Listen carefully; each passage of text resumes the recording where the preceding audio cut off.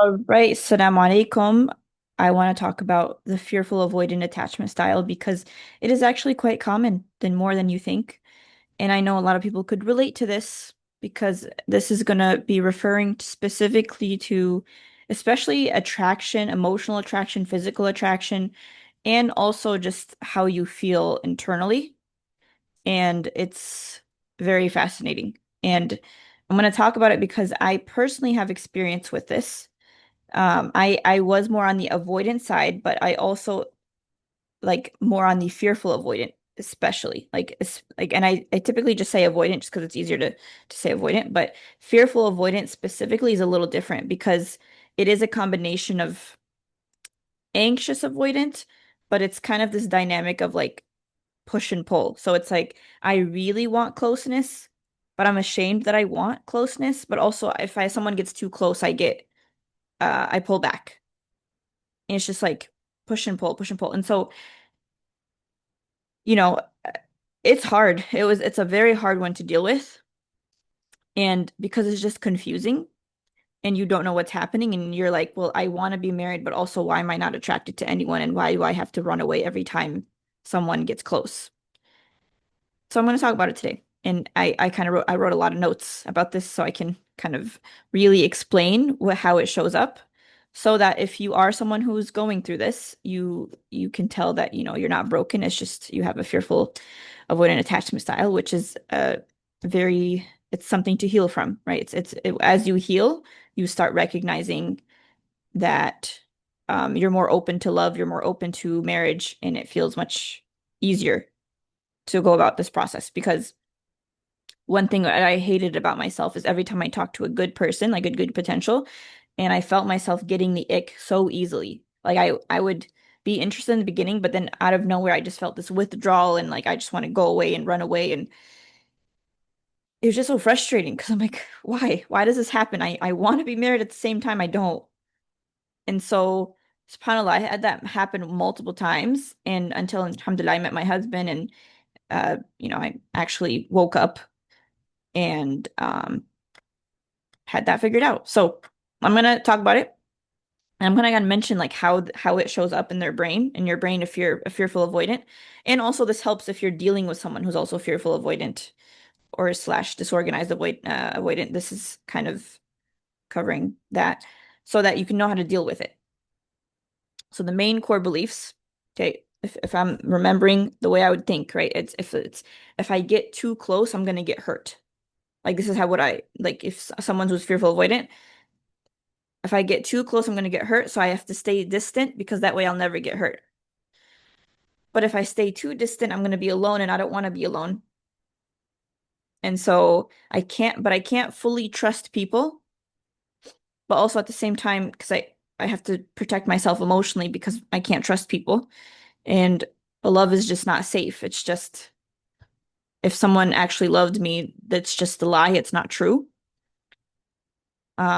Another belief is like people leave me very easily.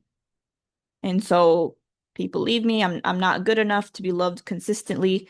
If I show too much of me, if I show the real version of me, they'll just reject me. And so obviously if I show the too much of me, that's why it's very hard to be vulnerable with fearful avoidance. They don't open up. It's very hard to like have them open up and connect to them because they're so afraid of rejection. Okay? I can't depend on anyone. I want closeness, but it just never lasts. So what tends to happen is you're more prone to be attracted to emotionally unavailable people because you just don't think love is available to you. It just doesn't last anyway. So you're just attracted to more emotionally unavailable people. Okay. So that's the main core beliefs that comes up. And as if you guys know from my work, the way I've always been teaching and from people in my clients, my inner shift and all my programs, if these core beliefs do not change, do not shift, you will stay in the same pattern because your brain acts from whatever you believe. If your whole worldview is I can't trust anyone and love is not safe, it'll be very hard to receive love. It's very hard to open up. So how does this show up tangibly?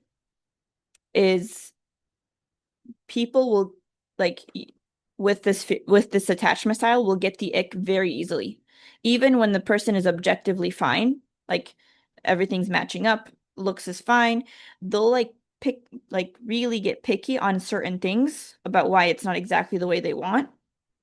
And they have a huge fear of settling because it's just masked underneath the fear of like intimacy is scary. Because if you get too close to someone, you're gonna like again, things won't work out, and it kind of goes back to that same cycle. Okay. So the main pain points, like, is what happens when you're in a relationship, when that person's in a relationship with someone, it's like they feel smothered, but also abandoned at the same time in the relationship, which is very confusing. I know. Just bear with me. Got it. You kind of have to learn about this. It's like a special breed. Um, they feel anxious when someone pulls away, but like stressed out and panicked if someone gets too close. Like why is someone getting too close? Why are they expressing this much love? Like why are they liking me? You know? Why? Because their core belief is that they're not lovable and that love isn't really accessible to them. And this one's also interesting too, right? And this is also applicable to normal avoidant, but they're constantly testing to see if do they really love me? So they do some weird things to test out to see if the other person's actually liking them or not. And so they do like they just sabotage in a way to just like do crazy things to see will they still stay in love? And really it's just their brain trying to prove that they're not lovable because obviously if you start acting really weird and you start saying things that are not just unhinged, of course you're it's not gonna it just proves that the relationship won't last. So your brain does that. Um, okay, you have a big fear of rejection, but you do things that push people away anyway. And so this is kind of the dynamic of like I want closeness, but I'm afraid of getting too close. And it's interesting because people who have this fearful avoidant attachment style, they don't want to be in that relationship, but at the same time they don't want to lose the person. So they're kind of like in the middle, just undecided because they don't know what to do with themselves. So that's one of the big things too, right? Um, and there's also just I'm just trying to remember from my own experiences, but like there's like an intense high and low. It's like you're either deeply passionate and excited, or you're just withdrawn and like I don't want anything to do with this. And there's just a lot of shame around wanting love. Like I remember in college, I was just pride myself into saying things like marriage is so lame and I who wants to get married and like these people are typically the people who are shaming the anxious anxiety the anxious people for wanting marriage too much. If you get what I'm saying, if you see those kind of comments, why are you so obsessed with marriage? Just let it go, right? I mean, obviously in anxious attachment people have another can of worms to deal with, but with avoidant attachment, they think they're better because they want love, but they're like ashamed about wanting it. Um, okay, so as you're hearing all this, and if you're like, "Ooh, that is me," it doesn't necessarily, there's a spectrum on every single thing that we talk about. Everything I talk about, there's a spectrum. So it's either really intense with where you're at, or it's sometimes. But being in a like getting involved into a romantic relationship for marriage, that is when everything gets brought up. So you may be extra secure by yourself with friends, with at work, you're fine, you're confident. But when it comes to romantic relationships, that's when everything gets all the skeletons in the closet come out, and it just shows it for some like romantic relationships specifically, it brings out the wounded parts of you that you never received when you were younger, or the wounds that you have in your mind. And so I always push people to to to try give it a try, like actually go out there and talk to people and try to see like what wounds come up so that you can start healing them, so that you can understand yourself better, so that you actually inshallah get married. Because With avoidant people specifically, they just shut down the whole thing. With fearful avoidant, it's like in the middle. Like I really want it, but also I don't. But I do, I don't, and it's very hot and cold. Pursue, withdraw, right? And so there's so much to talk about with this. There's so much, but it's just this feeling of like you're being torn inside between really wanting love, but also you're afraid of it at the same time. With with a secure person, they don't have all this drama. What happens is they actually get married much faster because the flexibility in their mind about what is attractive is very different versus between what a fearful avoidant finds attractive. And so, if you're operating from these wounds, what you find attractive is going to be very, very different versus someone who is secure, who sees themselves as a human being, a flawed human being. They're going to see other people as flawed human beings, and they know it takes a slow and steady pace to build up a relationship. With fearful attachment style, it's just like all or nothing. I'm attracted or I'm not. And I'm into it or I'm not. It's just like black and white because they haven't developed the maturity they need to actually like slowly go into a relationship, you know? Because they're in between of like being too much or not enough, or is this a lot? Is this good enough? Am I settling? Am I not settling? It's an emotional roller coaster that just leaves you drained. Okay, so what is the next step? How do you heal it? Okay, Lemai, I feel like I identify with this. What do I do now?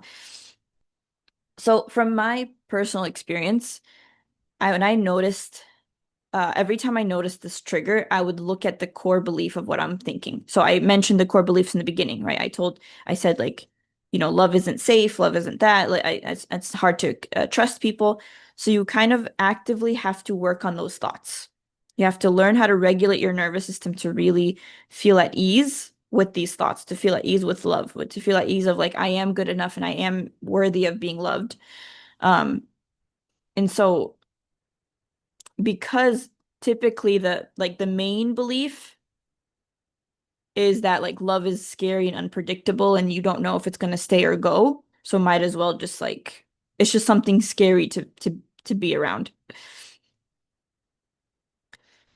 So a couple maybe affirmations and people don't like this word because they think affirmations don't work. Honey, you're already affirming yourself with all the negative thoughts all day. Every day you're telling yourself, I'm not good enough. This is not working. What's wrong with me? Those are affirmations, by the way. They're just not in the position you want. What is very helpful for to rewire your brain is to continuously practice thoughts that you feel are believable to you. Okay, so for example, you can start off with, I can build, I'm learning how to slowly build trust, slowly and steadily. I'm going to talk to this person. I'm going to notice where I feel scared. I'm going to regulate myself. I can handle someone getting to know me. And if someone rejects me, that doesn't define my worth. I am worthy even if someone rejects me. Okay, you want to really kind of I'm just saying a quick summary of like what you kind of want to do, but obviously there goes a lot into this, but the main thing is to rewire those thoughts. Those are the core thoughts that you are operating from, and if you keep doing it, then you'll keep getting the same results of the cycle and over again. I can tell immediately when someone talks to me that's single who's been telling me they've been struggling for years, I can tell it exactly what's going on. And usually it's these core thoughts. Most like 99% of the time. Other 1% is like they just haven't found a good person yet. But the people here's another thing too. Fearful avoidance, they tend to be like, I just can't find anyone. Everyone sucks. All men suck or all women suck. That none of them are good enough. It's another protective mechanism. Versus a secure person will confidently say, oh, I just haven't found the person that I think is a match for me in terms of like values and that in terms of like character. Okay, so I'm bringing this up. I'm actually in the middle of teaching the Love Toolkit series. Alhamdulillah, a lot of people are benefiting from that, and it's understanding how to regulate yourself, how to understand your thoughts and your emotions, and how to change like certain thoughts and shift away from that. And so um I think we're on day 3 today. It starts in 2 hours. So if you can join if you'd like, you can get the replay of it later. And inshallah that will get you started because may Allah, Allah will help you on your healing journey for sure. But your first step is to kind of understand and be aware of it and ask Allah to heal you from it and to help you accept the love that you're looking for, inshallah. I mean, okay, so I'll see you in the next video. Assalamu alaikum.